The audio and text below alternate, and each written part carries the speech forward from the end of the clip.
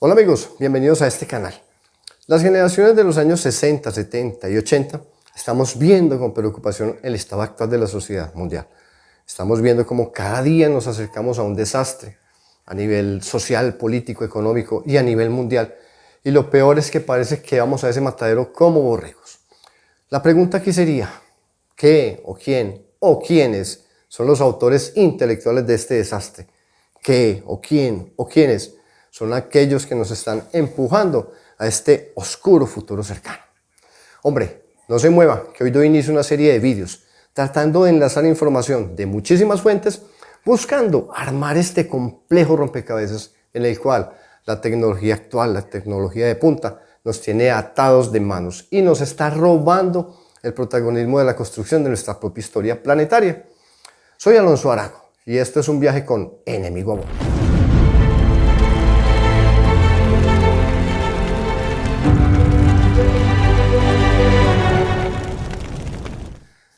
Aunque no parezca tener un nexo, una conexión o un enlace, el fenómeno alienígena, el fenómeno de abducción y la manipulación a todos los niveles de nuestro aparente libre albedrío es una grave amenaza para nuestra propia supervivencia como especie. Le voy a compartir en estos vídeos unas historias de locos, que como mínimo, si es usted negacionista, escéptico o incrédulo, hombre, lo van a entretener. Ahora, si es curioso o curiosa, le cuento que va a encontrar un trasfondo que lo va a sorprender. Estamos inmersos en una guerra de supervivencia y esto viene de hace muchísimo tiempo atrás. Corresponde a un plan elaborado, un plan estratégico, un plan sutil. Tal y como a nivel militar se elaboran los planes de gestión de crisis. Lo invito brevemente a nuestro pasado cercano. En el siglo XX, a partir de la Segunda Guerra Mundial, dimos un gran salto tecnológico. Y no crea usted que fue gracias a investigadores o inventores fuera de serie, porque hombre, no fue así. Tras bambalinas, hay unos titiriteros que de manera planificada nos fueron empujando con pequeñas ayudas científicas, con regalos tecnológicos. Y ahora comenzamos a pagarlo bastante caro. Para darle forma y contexto a esta historia, me quiero remitir a la cosmogonía de una de las culturas más antiguas de nuestro planeta, la cultura hindú. Su historia está plasmada en los textos sánscritos como el Mahabharata y el Ramayana, y hace referencia a la tríada de dioses creadores. Y ya va a ver usted dónde quiero llegar. De acuerdo con el Padma Purana, uno de los libros sagrados de los hinduistas, el dios Vishnu es la figura principal del trino divino. Es el creador y el destructor del universo. También lo conocen como el dios de los 1000 nombres, que cuando creó el universo se dividió a sí mismo en 3 partes. Una de estas partes la conocemos como Brahma, el dios creador. Otra como Shiva, el dios destructor. Y la tercera como Vishnu, el Dios con la esencia o espíritu divino de toda la creación, el Dios con el hálito de vida. Cuenta una de las leyendas hinduistas que Vishnu se fragmentó en millones de partículas a fin de dar hálito de vida a su creación y al mismo tiempo experimentar la vida en cada una de esas partículas y hacer un aprendizaje. Al momento de ser destruida el portador de esa partícula o morir el cuerpo, esta partícula retornaría a la esencia divina, a Vishnu, y compartiría ese aprendizaje y la experiencia adquirida con las otras partículas y con la esencia divina. Quiero que tenga esto presente, porque es un relato muy cercano a otros mitos de creación de otras tantas culturas.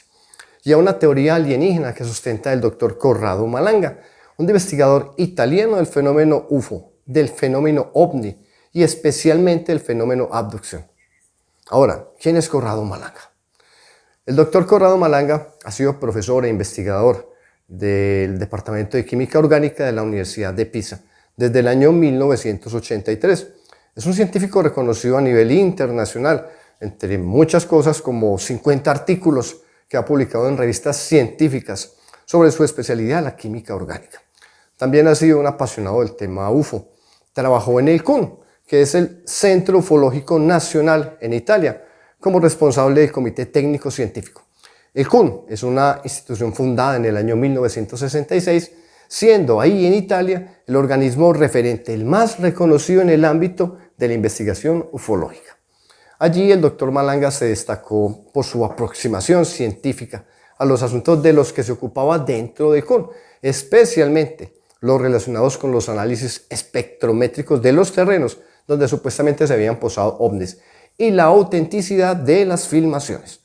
También comenzó a intervenir en congresos y en programas de televisión. Ahora, a los responsables del CUN, a esa clase dirigente, a esas cabezas, les gustaba enviarlo a él, porque era capaz de utilizar un lenguaje científico, muy poco habitual en esos ámbitos.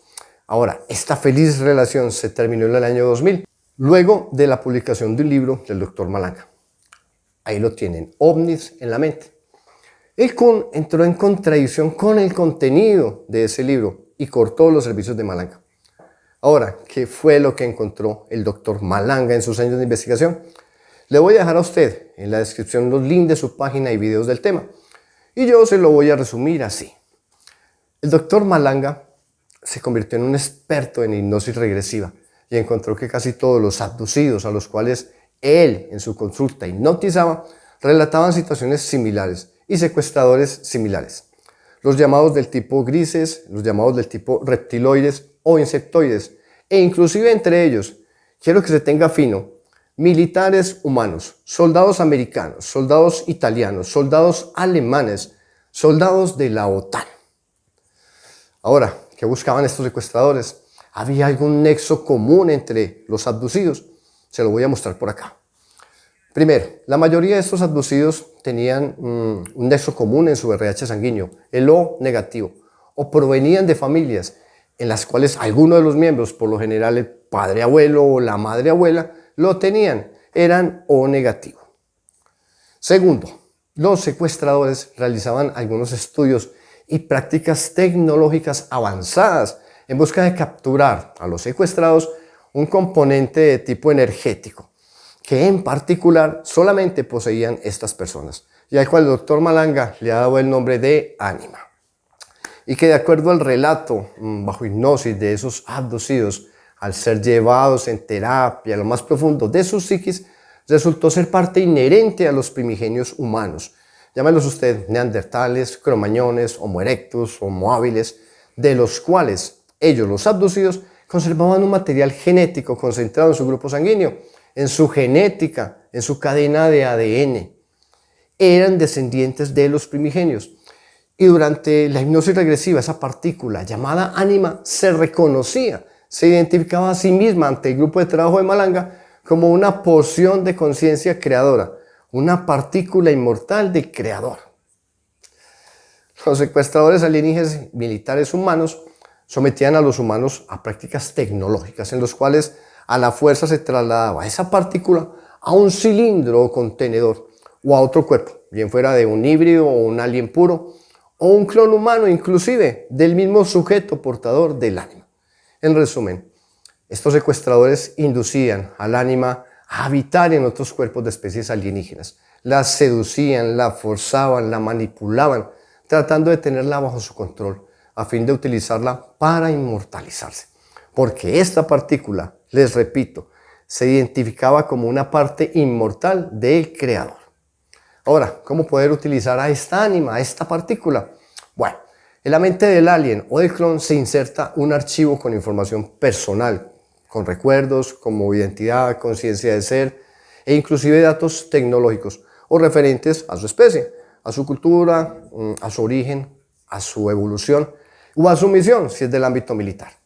La pretensión radica en acostumbrar esa ánima a otro cuerpo con una genética diferente a la del primigenio, a fin de que al momento de fallecer el portador de esa partícula, ella sea empática a ser inducida, a ser insertada en ese otro contenedor que ya le es familiar y asuma para sí misma la información contenida en ese contenedor, siempre abducción tras abducción, año tras año, familia tras familia.